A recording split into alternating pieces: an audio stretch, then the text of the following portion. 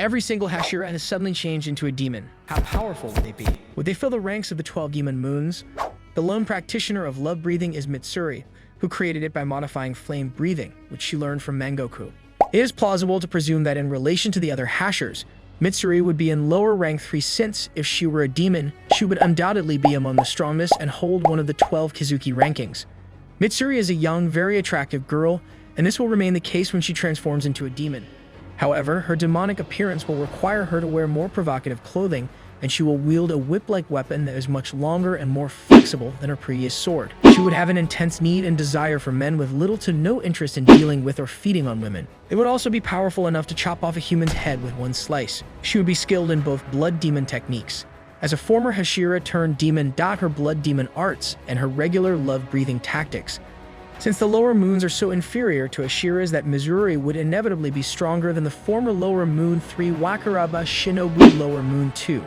She might develop the ability to hypnotize and control men similar to zombies that she can bend to her will and make them do whatever she commands. Are you going to be my next test subject? That would be so wonderful. The insect pillar Shinobu is a Hashira who uses the insect breathing technique as a demon. As a demon, she would also occupy the lower moon position, and in her demonic form, she would closely resemble an insect, specifically a butterfly. She would also develop enormous wings that she would use in battle, and her nails would be poisonous. Being a physically weak person as a demon, she would always rely on her poisons to kill humans.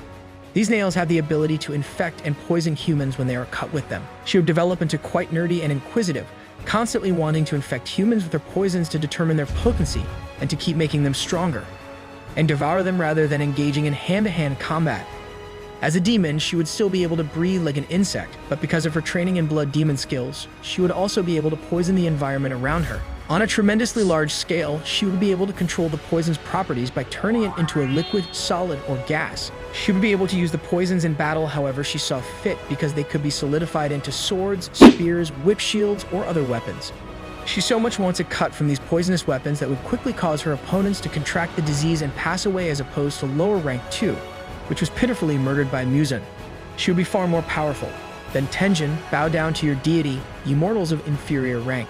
In the lowest rank position of the pillars, Tenjin is the sole shinobi, and the sound has been hired. He would appear like a typical shinobi dressed in shinobi-like attire and have 3 gorgeous female demons by his side at all times as a testament to his inherent polygamous nature. He would have a harsh personality towards humans, but be more sympathetic and kind towards beautiful human females. His blood demon arts would of course be soundly based on this, allowing him to be capable of unleashing loud destructive screams from his mouth that can flatten the whole terrain and act as a repulsive force to repel almost anything. Females in this state would have an immense godlike complex and an extremely flashy lifestyle, always wanting to be praised and revered by all. So it's safe to say that he would be adorned with a lot of jewelry. He would be more powerful than the previous lower moon 1 Enmu, and he would also be able to create sounds that may confuse people, cause them deaf, or cause them to lose consciousness. Tenjin was easily able to defeat Daki, an upper moon in his human form with little to no work. Albania upper moon 6, you'll make a great feast for my snakes. Obani is the serpent-breathing user and one of the pillars. This argument doesn't even constitute a discussion. Pillars from the Demon Slayer series would resemble a serpent and have a long tongue if they were a demon. He would also have 2 large snakes around his neck and be able to use them as weapons to attack demon slayers. He would also have a cunning personality because his blood demon art would allow him to poison people with deadly snake venom and call forth powerful, destructive snakes. If he battled Daki and Jotaro separately, he would easily defeat them both because of his ability to move like a snake and crush opponents by wrapping around them.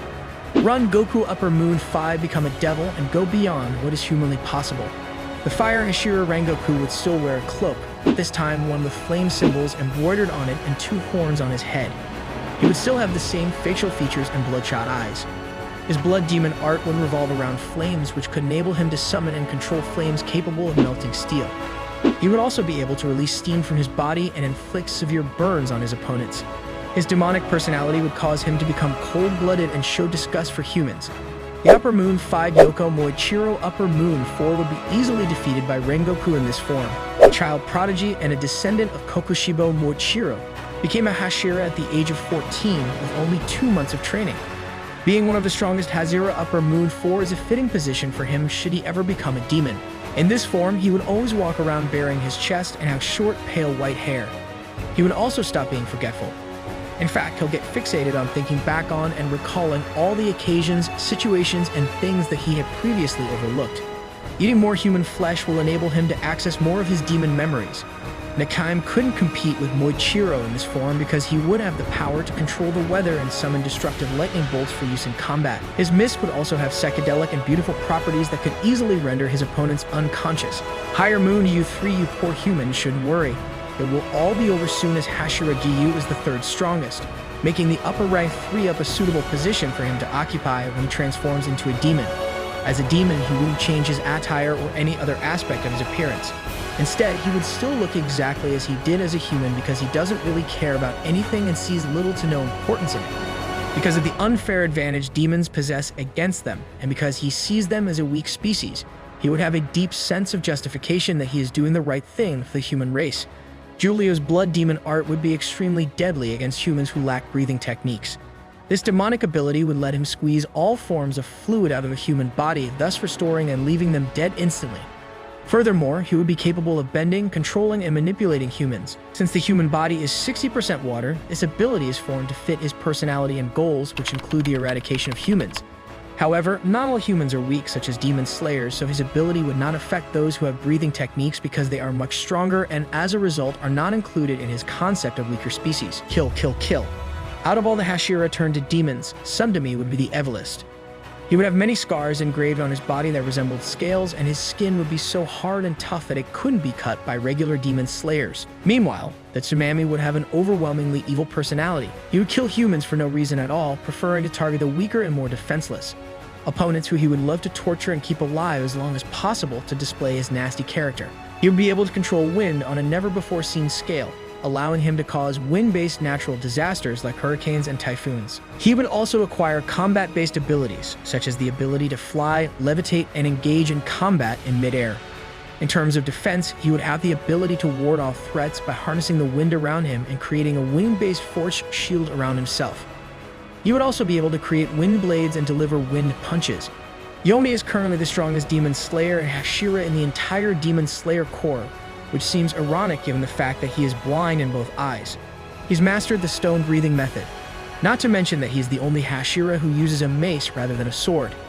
If Jion were to turn into a demon, he would obviously hold the position of upper rank 1 in the 12 Kazuki in terms of appearance. He would still have a huge physique and bright yellow eyes, but he wouldn't hold his hands in a prayer-like position this time because he wouldn't have a sense of pure evil from Muzan in terms of personality. It's reasonable to presume that he would still keep his typical demeanor of being cool-headed and collected as he was when he was a Has-hired. As a Hashira turned demon, he would also be capable of using his standard stone-breathing skills in addition to blood demon art. His blood demon art may center on earth-based tricks that would enable him to execute amazing strikes.